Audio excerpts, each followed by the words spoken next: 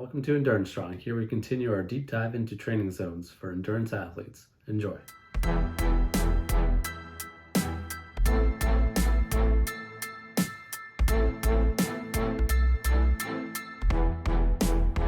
In order for your body to adapt to a training stress, you need to apply a training stress above a certain threshold based on your ability. For example, if you can deadlift 300 pounds or one repetition maximum, but you only have 10 pounds, you can deadlift that weight as much as you want, but you won't gain any muscle or strength. The reason is that based on your ability at deadlifting, 10 pounds is not enough of a stress on your muscles to elicit them to change in response. Zone 1 for endurance training is similar to this example. The stress applied is so light that no training response will occur. That being said, Zone 1 is still an important training zone though when used appropriately. A common way to use Zone 1 in training is on easy days of training. In order for you to perform your hard workouts on your hard days of training, you will need to be fresh and ready to go as hard as possible. You can accomplish this by not going hard the day before. This is where Zone 1 workouts can help.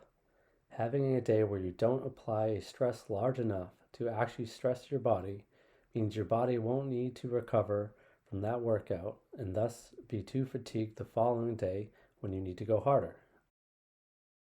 You're probably asking why not just take the day off on your easy days. The reason is that Zone 1 workouts can also help you recover from previous workouts either that day or in the preceding days. Getting blood flowing, muscles contracting, and joints moving can help your body recover from previous workouts. If you were not to work out at all, you may find yourself stiffer and sore the following day than if you performed a Zone 1 workout instead. The expedited recovery can also allow you to go harder the following day, improving the quality of that workout and thus your training overall. Other common places to use Zone 1 is during your warm-ups and cool-downs during your workouts. During your warm-up, you want to slowly elevate your body temperature and ready your muscles for the demand you're about to place on them before the hard part of your workout gets underway. This can be accomplished with a few minutes of Zone 1 training before the harder efforts to come during the workout.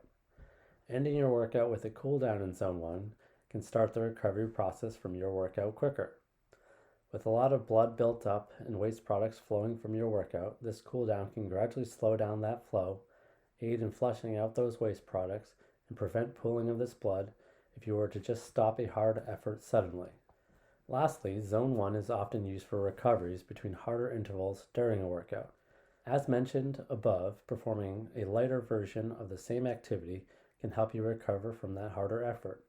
In this case, you would just be preparing for another hard effort within the same workout and not the following day.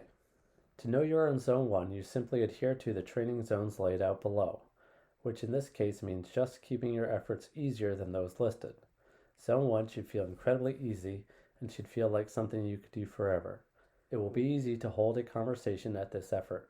Where Zone 1 workouts aren't meant to elicit any training adaptation and are more about recovery and preparing for future workouts, they should be quite short based on your ability. This would be approximately 30 to 90 minutes of cycling, 15 to 45 minutes of running, and 15 to 45 minutes of swimming. The intensities for Zone 1 for each sport for functional threshold pace and power, functional threshold heart rate, and rate of perceived exertion are shown here for those of you watching the video. For those listening on the podcast, that will be on the corresponding article on EnduranceStrong.com. Just because the effort is low and the workout is short doesn't mean Zone 1 workouts always have to be boring. You can spice things up by cycling at different cadences, performing bike handling skills, running on different surfaces, or performing swimming drills while maintaining Zone 1. Since you won't be out of breath, you can do with a friend or group, but only if they agree to maintain Zone 1 and things don't turn into a race, as training with others often do. Another consideration during these workouts is to choose your terrain appropriately. If you pick a route that is too hilly, you will certainly be working too hard during portions and putting too much stress on your joints and muscles on the downhills if running. Performing these workouts on a trainer or treadmill where effort can be kept low may help. Zone 1 can often get neglected or performed too hard. Now that you know its benefits and how to properly perform Zone 1 workouts, you can use it appropriately to reap the benefits. Continue learning about Zone 2 in the video here.